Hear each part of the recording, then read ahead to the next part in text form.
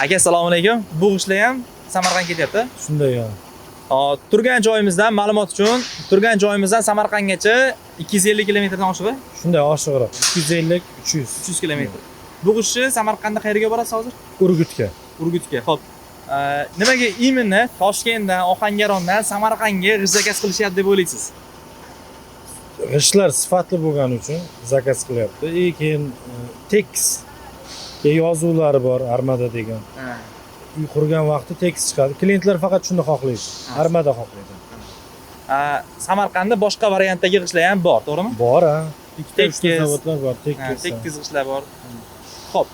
O'zingiz uy qurmoqchi bo'lsangiz, shu g'ishlardan foydalangan bo'larmidingiz? Albatta, xudo xolasa yaqinda boshlaganman uy. Yo'g'i? Ha, inshaalloh boshlaganman. O'sha yerdan olib ketaman. Alloh quvvat bersin.